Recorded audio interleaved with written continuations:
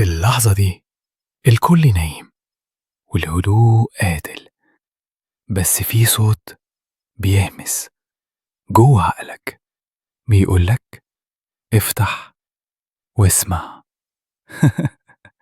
أهلا بيك في قصص منتصف الليل، المكان اللي فيه كل همسة ممكن تبقى آخر حاجة تسمعها.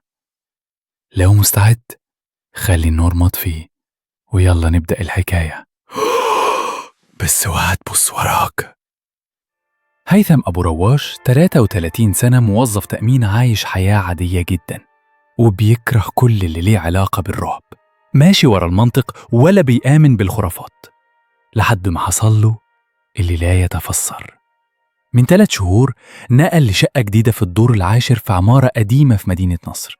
الساكن اللي قبله ساب الشقة فجأة وساب العفش ومرجعش ياخده. قال للبواب أنا مش هرجع المكان ده حتى لو دفعولي. هيثم كالعادة ضحك وقال ناس بتخاف من خيالها. بس من أول أسبوع المراية في الحمام كانت كل يوم تتزحزح صانتي.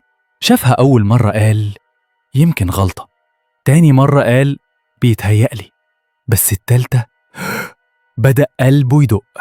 وأول مرة يسمع همسة وهو بيحلق افتكرها من الشارع، لكن لما رجع التسجيل اللي عمله بالموبايل لقى صوت حقيقي بيرد عليه: أنا هنا من قبل ما تيجي. من ساعتها ما بقاش يطيق يبص في المراية، غطاها ببطانية، لكنه كان بيصحى يلاقيها مكشوفة وفي البخار بصمة إصبع مش بصمته.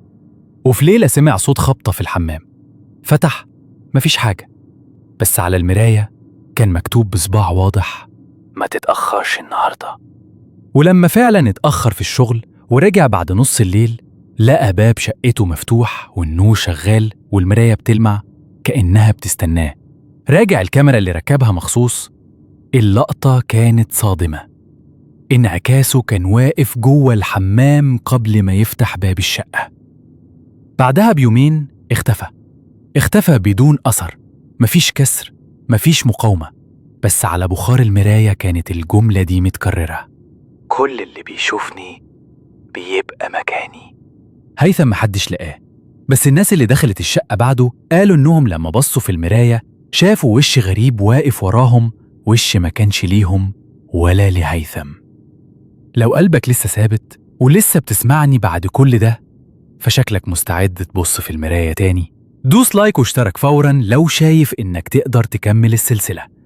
بس نصيحة أخيرة، لو هتغسل وشك دلوقتي ما تبصش جوه المراية أكتر من 3 ثواني.